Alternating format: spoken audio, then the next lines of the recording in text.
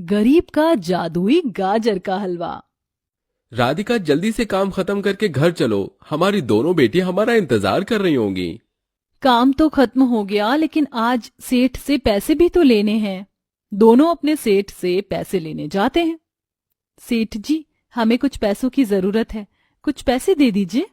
पैसे 1 हफ्ते के बाद मिलेंगे, अभी पैसे नहीं है। लेकिन सेठ, हमारी बात समझने की कोशिश करो। बहरा नहीं हूं मैं, सुनाई देता है मुझे। जो कह दिया सो कह दिया, अब तुम अपने घर जाओ। सेठ की बात सुनने के बाद दोनों का मन उदास हो जाता है, जिसके बाद वह अपने घर लौट आते हैं, जहां उनकी दोनों बेटियां उनसे कहती हैं, क्या हुआ पिताजी, आप इतने उदास क्यों लग रहे हो? अरे माँ, मैं आपको 1 हफ्ते से गाजर का हलवा खाने के लिए बोल रही हूँ, आप नहीं लेकर आई ना मेरे लिए गाजर का हलवा। जब मुझे पैसे मिलेंगे तो गाजर का हलवा जरूर लेकर आऊंगी, अभी मालिक ने पैसे नहीं दिए। उस रात पूरा परिवार पानी पीकर सो जाता है। अगले दिन जब सवेरा होता है, राधिका और अमित फिर से भूखे प्यासे गाजर के खेतों में काम करने के लिए पहुंच जाते हैं। सारे दिन मेहनत के बाद भी शाम को फिर से उनके मालिक उन्हें 1 रुपया नहीं देता। अब हम लोग क्या करें? सेठ ने हमें पैसे भी नहीं दिए, घर पर साग सब्जी कुछ भी नहीं है, क्या खाएंगे घर पर? देखो, मुझे कुछ समझ नहीं आ रहा। अब हम लोग अपनी बेटियों को भूखा तो नहीं मार सकते। जरा उधर देखो, अभी खेतों के पास कोई नहीं है। कुछ गाजर चुरा लेते हैं, कम से कम गाजर चुराकर अपनी बेटियों का पेट तो भर सकते हैं। दोनों के दोनों खेतों में घुस जाते हैं और वहां से गाजर चोरी करने लगते हैं। जैसे ही वह गाजर तोड़कर खेतों से बाहर आते हैं, उनका सेठ अपने गुंडों के साथ उनके सामने खड़ा होता है। अच्छा, तो ये सब भी कर लेते हो तुम दोनों? अरे, मैंने नहीं सोचा था कि तुम दोनों इतने नीच हो कि मेरे खेतों में ही चोरी करने लगोगी। अभी बताता हूं तुम्हें। अरे, तुम सब लोग मेरी शक्ल क्या देख रहे हो? इन दोनों को इतना मारो कि इनकी हालत देखकर फिर से कोई चोर चोरी करने से पहले 100 बार सोचे। सेठ के ऐसा कहते ही उसके सारे गुंडे राधिका और अमित को बहुत बुरी तरह मारते हैं। अरे बस करो, जान से थोड़ी ना मारना है। नहीं सेठ, आज के बाद मैं चोरी नहीं करूंगा, हमें जाने दो, हमें छोड़ दो। हमें चोरी करने की सजा मिल गई है, हमें छोड़ दो। उन दोनों को अपने सामने गिड़गिड़ाते हुए देख सेठ उन्हें छोड़ देता है, जिसके बाद वह दोनों वहां से अपने घर लौट आते हैं। अपने माता पिता के हाथ पैरों पर खून निकलता हुआ देख दोनों बेटियां घबरा जाती हैं और उन दोनों से कहती हैं, पिताजी, ये आपकी क्या हालत हो रखी है? ये खून कैसे निकल रहा है आपके माथे से? अपनी किए पर उन दोनों को बहुत शर्मिंदगी भी होती है और इस बात का अफसोस भी होता है कि वह अपनी बेटियों के लिए कुछ ना कर पाए। कुछ नहीं, बस छोटा सा एक्सीडेंट हो गया, बाकी तो हम दोनों बिल्कुल ठीक हैं। अमित और राधिका दोनों ही अपने मुंह धोते हैं और पड़ोस की काकी से उनका घर का बचा हुआ खाना मांगकर अपनी बेटियों का पेट भरते हैं और खुद भूखे सो जाते हैं। अगले दिन जब सवेरा होता है तो दोनों काम ढूंढने निकल पड़ते हैं।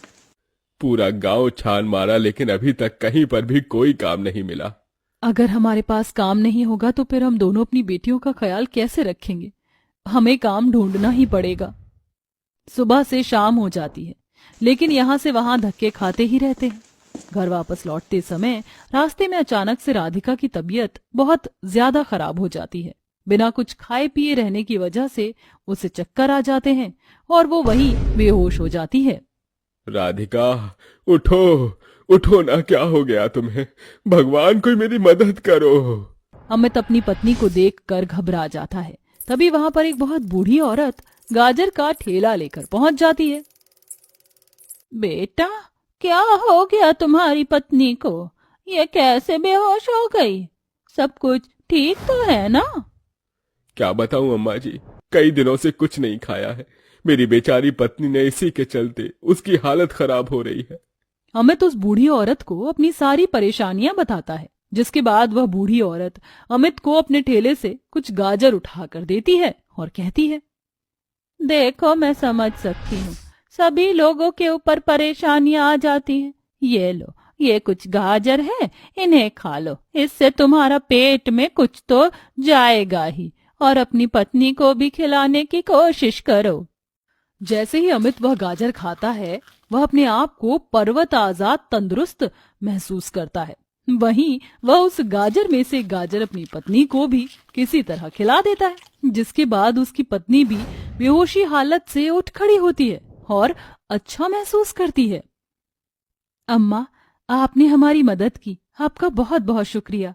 अगर आज आप ना होती तो पता नहीं हमारा क्या होता। नहीं, जिसकी मदद करने वाला कोई नहीं होता, भगवान उनकी मदद करने के लिए मुझे अक्सर भेज देता है। मुझे लोगों की मदद करना बहुत अच्छा लगता है। वैसे भी मेरी गाजर बिक तो रही नहीं है। रुको, मैं तुम्हें कुछ गाजर पन्नी में डाल कर दे देती हूँ। वह बूढ़ी औरत पन्नी में कई सारी गाजर भरकर उन दोनों को दे देती है। ये लो, ये तुम्हारे काम आएगी।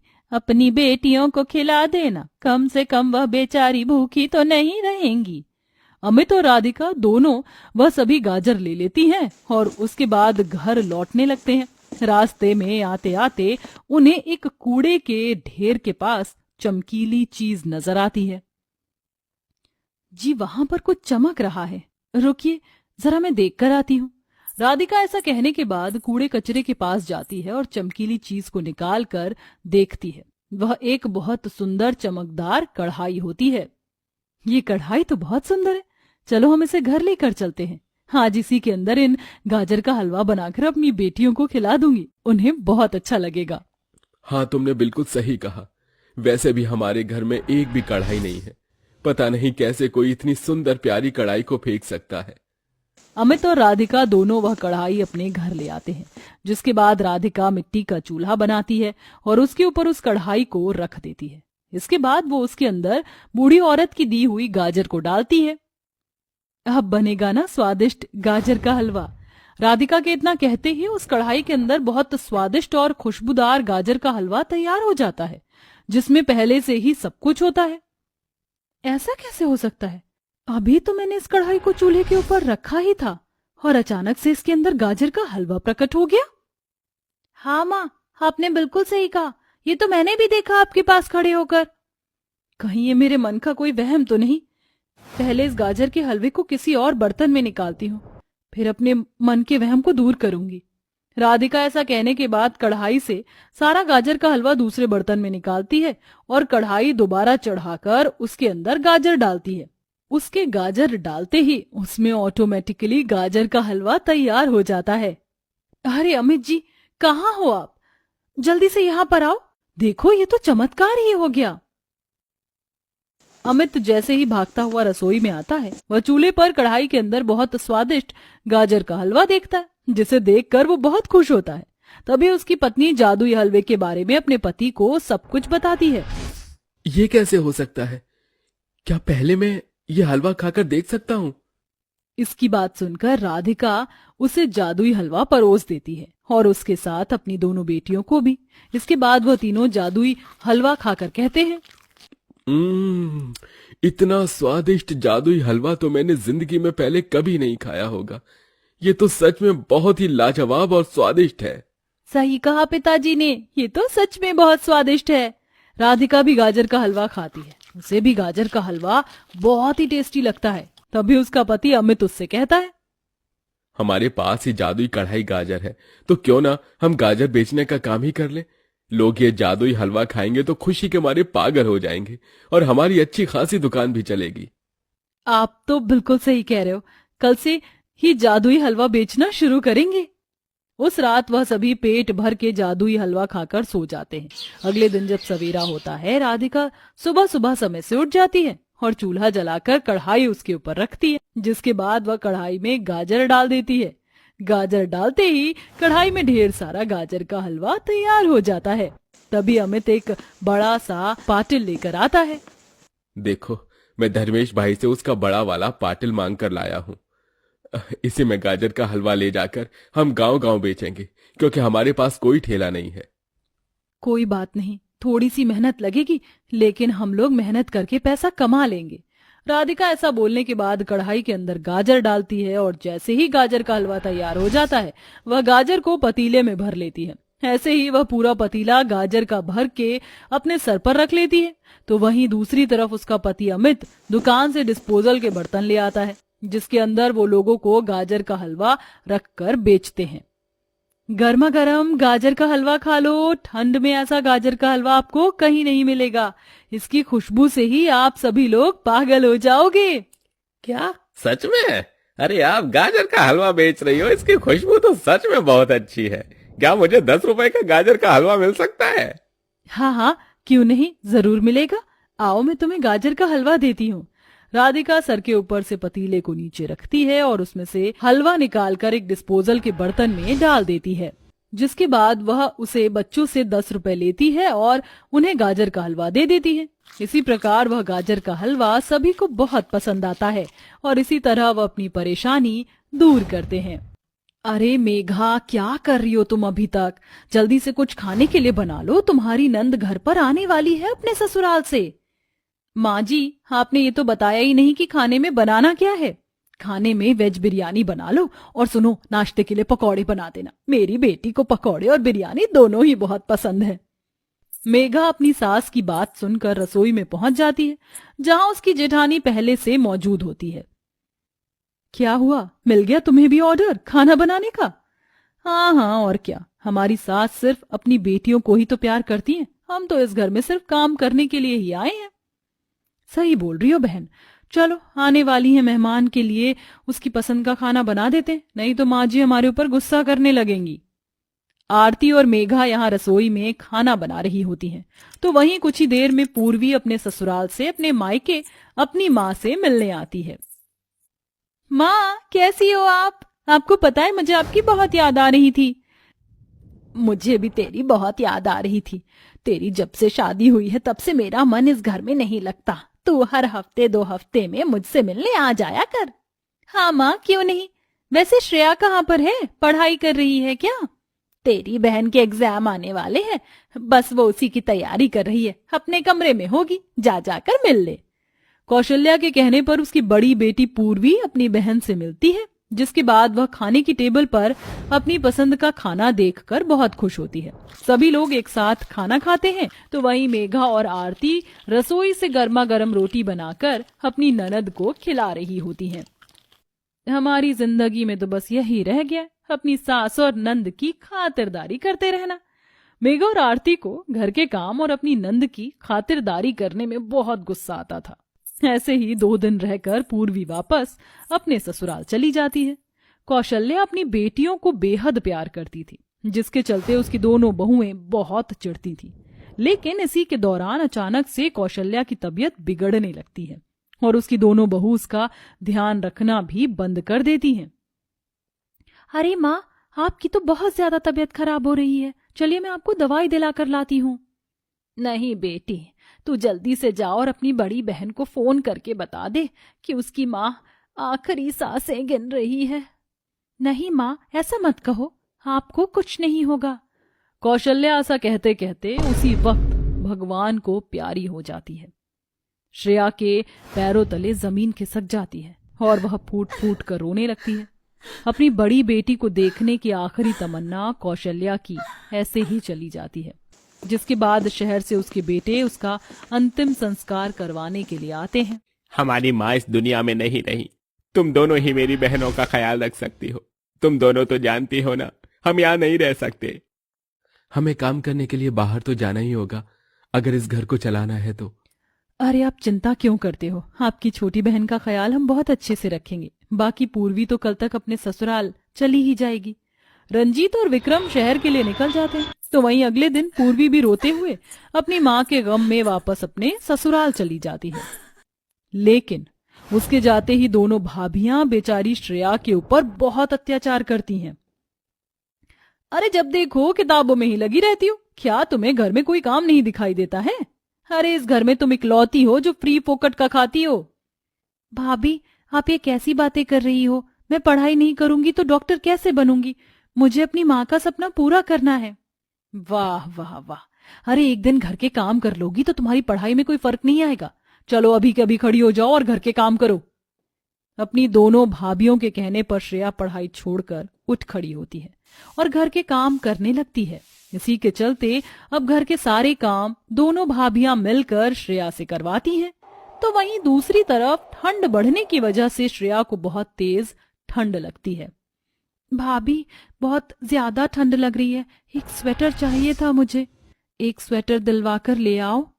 पैसे क्या तेरी माँ पेड़ पर लगा कर गई थी जो तेरे को स्वेटर दिलवा कर लाऊं? चुपचाप जाकर रसोई में हमारे लिए खाना बना, तेरी ठंड अपने आप ही भाग जाएगी। अपनी भाभी की बात मानकर श्रेया रसोई में जाती है और खाना बनाने लगती है। गैस की हल्की सी गर्माहट की वजह से उसे थोड़ी ठंड कम लगती है, लेकिन खाना बनाने के बाद जब अपने कमरे में जाती है तो उसे बहुत ठंड लगती है। उस रात तूफान की वजह से उसके कमरे की खिड़की भी टूट जाती है। ठंडी हवाएं और बारिश का पानी कमरे के अंदर आने लगता है। भाभी, मेरे कमरे की खिड़की टूट गई है, ठंडी हवा अंदर आ रही है, उसे ठीक करवा दीजिए। अरे जब देखो तो पैसों पैसों का ही काम बताती रहती है, चुपचाप जाकर घर के काम कर। आरती और मेघा सोफे पर बैठकर टीवी देख रही होती हैं, तभी दरवाजे पर कोई दस्तक देता है। अरे श्रेया, यहाँ खड़ी हुई क्या ताक रही है? जा देख तो दरवाजे पर कौन भिखारी आया है। दरवाजा खोलते ही सामने उसकी बहन होती है। पूर्वी दीदी, ये क्या हुआ? आपकी आंखों में आंसू और हाथ में बैग क्यों है? सब कुछ ठीक तो है? घर के अंदर आते ही पूर्वी अपनी बहन और भाभियों से कहती है, कुछ भी ठीक नहीं है। मेरे पति का कहीं और अफेयर चल रहा है और मेरी सास को ये सब कुछ पता था। जब मैंने इसके बारे में कहा तो मुझे वो लोग मारने पीटने लगे। मैं अपना ससुराल छोड़कर भागकर यहाँ आई हूँ। अब मैं वापस वहां नहीं जाऊंगी, वो लोग बहुत बुरे हैं। अरे एक बोझ कम थी क्या जो दूसरी भी आ गई? ये हमारा घर है, ना कि कोई धर्मशाला। जाओ वापस अपने ससुराल में जाओ, यहाँ तुम नहीं रह सकती। भाभी, ये कैसी बातें कर रही हो? ये तो मेरा मायका है, मैं यहाँ नहीं आऊंगी तो कहाँ जाऊंगी? अच्छा ऐसी बात है तो ठीक है, शौक से रहो यहाँ, लेकिन यहाँ फ्री फोकट में तुम्हें रहने को नहीं मिलेगा। घर के काम भी करने पड़ेंगे तुम्हें। बहुत सारे कपड़े गंदे पड़े, जाओ उन्हें धो लो। मेघा और आरती को अपनी नंद पर जरा भी तरस नहीं आता। वो उसके आते ही उससे घर के काम करने के लिए बोलने लगती हैं। पूर्वी के पास और कोई चारा नहीं था, जिसके चलते वह अपनी भाभी की बात मानकर सारे कपड़े ठंड में ठंडे पानी के अंदर धोने लगती है। बहुत ठंडा पानी है, ऐसा लग रहा है जैसे हाथों के अंदर सुई चुभ रही है। अभी श्रेया ने पहले के कपड़े धोए नहीं थे कि तभी आरती वहां और कपड़े लाकर पटक कर चली जाती है। बेचारी पूर्वी ठंड में कपड़े धोती रहती है। देखते ही देखते कुछ दिन बीत जाते हैं और अब मेघा आरती दोनों मिलकर अपनी ननद को ठीक से खाना तक नहीं देती। एक दिन पूर्वी खाने की थाली लेकर टेबल पर बैठ रही होती है। अरे अरे अरे, किसने तुम्हें यहाँ बैठने के लिए कहा? चलो उठो यहाँ से। तुम्हारी इतनी हैसियत नहीं है कि तुम हमारे बराबर में बैठो। खाना ही खाना है ना, तो नीचे जमीन पर बैठकर खाओ, यहाँ कुर्सी पर बैठने की कोई जरूरत नहीं है। लेकिन फर्श तो बहुत ठंडा है, हम फर्श पर बैठकर कैसे खाएंगे? खाना है तो खाओ, वरना मत खाओ। वैसे भी नहीं खाओगे तो कोई बड़ी बात नहीं होगी।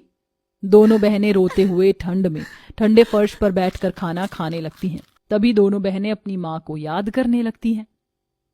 माँ कितनी अच्छी थी, कभी भी हमें किसी भी चीज से परेशान होने नहीं देती थी। ये बिना माँ के मायका बहुत सूना लग रहा है। माँ होती तो अपने हाथों से खाना खिलाती, यहाँ तो फर्श पर बैठकर खाना खाना पड़ रहा है। दोनों की आंखों से आंसू टपक रहे होते हैं और वह ठंड में खाना खा रही होती है। जिसके बाद पूर्वी अपनी बहन और अपना मायका छोड़कर जाने का फैसला ले लेती है। दोनों बहनें घर छोड़कर बिना बताए चली जाती हैं। जिसके बाद उनके दोनों भाई उनसे मिलने वापस घर लौटते हैं।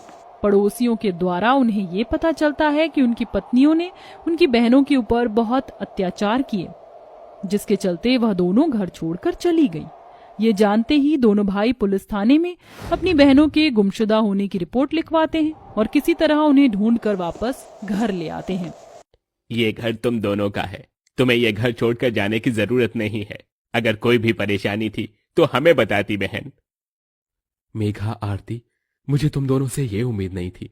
तुम दोनों के अत्याचारों के चलते मेरी दोनों बहनें एक झोपड़ी में रह रही थी, लेकिन अब मैं तुम दोनों को इस घर से निकालता हूँ। चली जाओ इस घर को छोड़कर, और यहाँ पर दोबारा लौट कर आने की कोई जरूरत नहीं है।